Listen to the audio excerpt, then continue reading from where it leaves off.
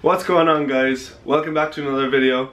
As you can see from the title, this one is going to be all about shredding or cutting, whatever you want to call it. If you're interested in a bulking video, I actually did one recently. It's called Bulking 101, go check that out. But this video is going to be purely about shredding. So just to let you guys know, I'm a little caught for time at the moment because I have exams next week, so if any of you guys are students, you know the struggle is real. So I'm going to try and make this video as informative and efficient in a small amount of time as I possibly can, which will probably work out well because I won't be talking about things that just aren't necessary. So without further ado, let's get on with the video.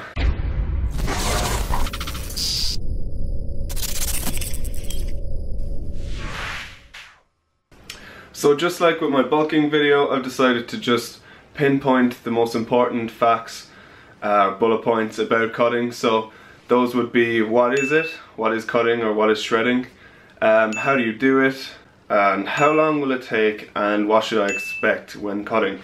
So for the first one, what is cutting? Most of you guys who clicked on this video probably already know what it is, but just to clear things up, cutting is basically when you're decreasing your fat mass while retaining as much muscle or lean mass as you can over an extended period of time, and that's pretty much it. So the second question, how do you cut? How does one shred or get shredded?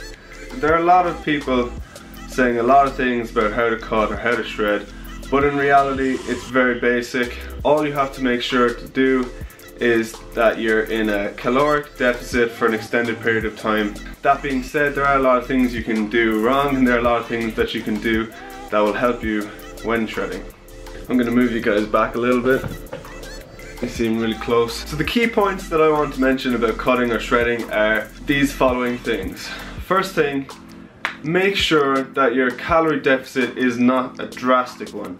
You don't want to drop 500 calories the first day of your cut and then start eating away at your muscle, essentially. So calculate your maintenance calories. If you've already been counting your calories up to this point and you're maintaining your weight at the current calories that you're on, that's your maintenance calories. There are calculators online, I'll link some below. You can calculate them there.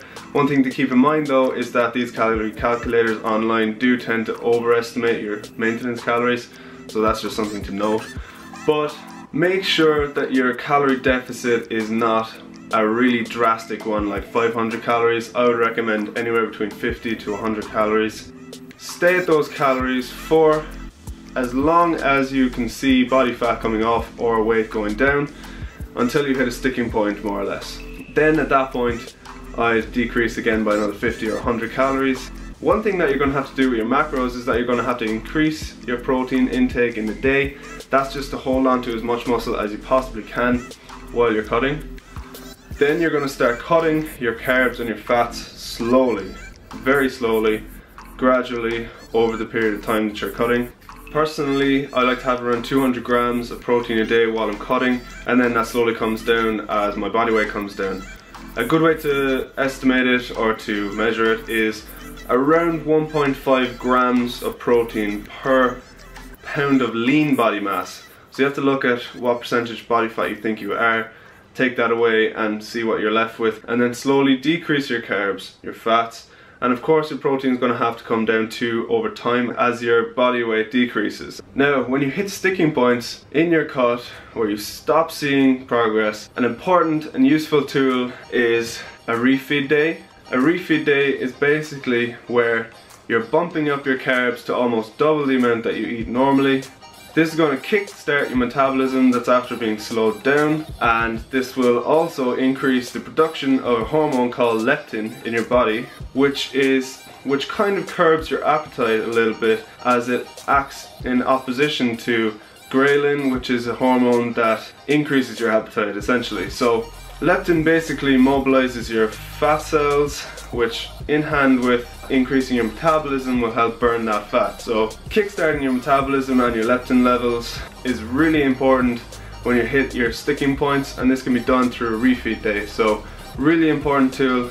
That being said, you shouldn't be doing refeed days in the early stages of your cut, only when you're really past maybe 8 to 12 weeks into your cut, when you stop making progress.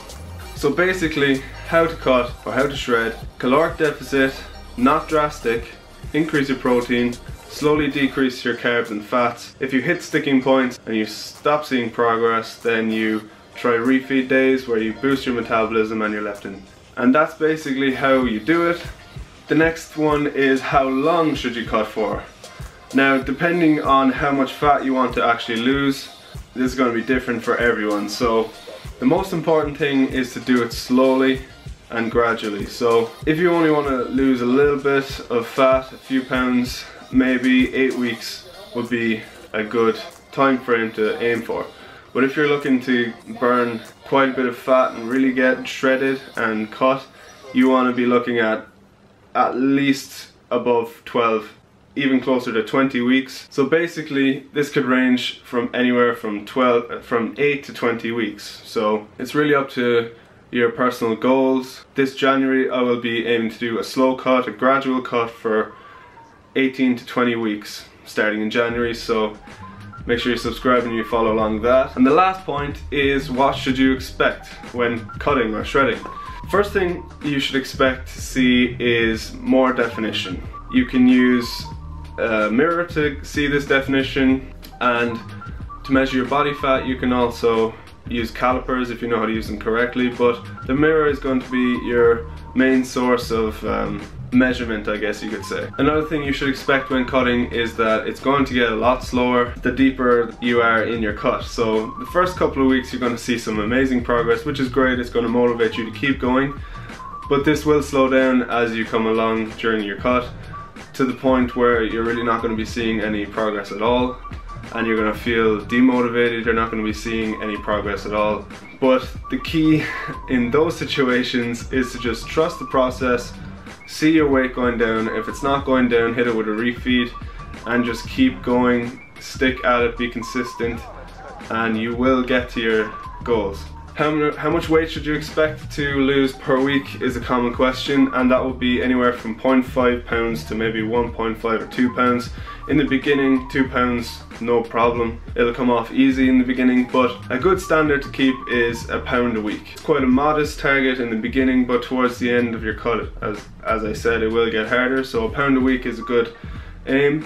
Now, something that you might notice towards the end of your cut, only in the last few weeks, if you've done it gradually and safely and properly, this should only happen in the last few weeks, but you will see your strength go down just a little bit, because inevitably you will lose a little bit of muscle mass throughout your cut. Of course, this depends on how long you've done it for, which is what I'm going to talk about now. So I've got my whiteboard again, and this time I have a different graph. So we've got body fat here on the y-axis, and we've got time on the x-axis. So this blue line represents a cut for about 20 weeks. So as you can see, it's almost linear. It's a slight curve, of course, but over this extended period of time, 20 weeks, you're pretty much going to have linear fat loss up towards the end, up until the end where you'll start to see it slow down. That's just natural. And the green line represents a really drastic and short and quick cut, where you're losing fat quickly at the beginning and then you start to see it just stop happening. So the difference between these two, of course, is that this one takes a lot longer and this one's done a lot quicker, say 8 weeks or less. But as you can see, if you can read this, you will lose a lot less muscle the longer you cut for, if it's gradual, that is, in comparison to if you cut really drastically and really quickly, where you'll lose a considerable amount of muscle in comparison to this approach. So ideally you would choose the blue line, where you're cutting for a longer period of time. It's much healthier, much more sustainable.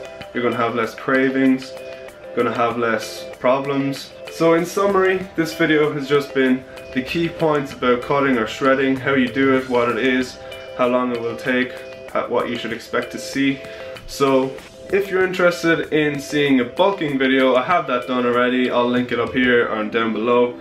I hope you enjoyed the video, guys. I hope it was informative. As I said, if I forgot anything at all, make sure you comment it in the comments below. We can chat about it there. No problem. I love interacting with all of you. If you liked the video, make sure to give it a like and make sure to subscribe, and I'll catch you in the next one, guys. Peace.